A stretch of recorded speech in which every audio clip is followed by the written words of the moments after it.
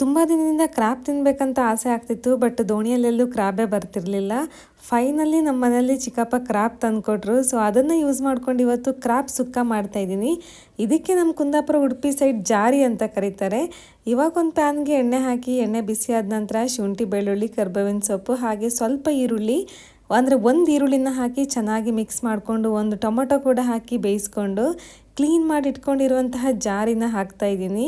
ಹಾಕಿ ಚೆನ್ನಾಗಿ ಈ ಮಸಾಲ ಜೊತೆ ಮಿಕ್ಸ್ ಮಾಡಿಕೊಂಡು ಅದಕ್ಕೆ ಸ್ವಲ್ಪ ಅರಿಶಿನ ಪೌಡರ್ ಹಾಗೆ ಸ್ವಲ್ಪ ಉಪ್ಪು, ನಾನಿಲ್ಲಿ ನನ್ನ ಫೇವ್ರೆಟ್ ಅಭಿರುಚಿ ಅವ್ರದ್ದು ಮಸಾಲಾನ ಯೂಸ್ ಮಾಡ್ತಾಯಿದ್ದೀನಿ. ಇವಾಗ ಇದಕ್ಕೆ ಸ್ವಲ್ಪ ನೀರನ್ನು ಹಾಕಿ 10 ನಿಮಿಷ ಬೇಯಿಸ್ಲಿಕ್ಕೆ ಇಡ್ತಾಯಿದ್ದೀನಿ. ಬೆಂದಾದ ನಂತರ ಇದಕ್ಕೆ ಕೊತ್ತಂಬರಿ ಸೊಪ್ಪು ಹಾಕಿ ತಿರ್ಸ್ಕೊಂಡ್ರಂತೂ ಸುಕ್ಕ ರೆಡಿಯಾಗಿ ಹೋಗುತ್ತೆ. ತುಂಬಾ ಟೇಸ್ಟಾಗಿ ಬಂದಿತ್ತು. ನೀವು ಕೂಡ ಒಂದ್ಸರಿ ತಪ್ಪದೆ ಟ್ರೈ ಮಾಡಿ. ಹೇಗಾಗಿದೆ ಅಂತ ಕಮೆಂಟ್ ಸೆಕ್ಷನಲ್ಲಿ ಮೆನ್ಷನ್ ಮಾಡಿ. ಹಾಗೆ ತಪ್ಪದೆ ನನ್ನ ಚಾನಲ್ನ ಸಬ್ಸ್ಕ್ರೈಬ್ ಮಾಡೋದನ್ನು ಮಾತ್ರ ಮರಿಬೇಡಿ. ಎಲ್ಲ ವಿಡಿಯೋನೂ ಲೈಕ್, ಶೇರ್ ಮಾಡಿ. Thank you.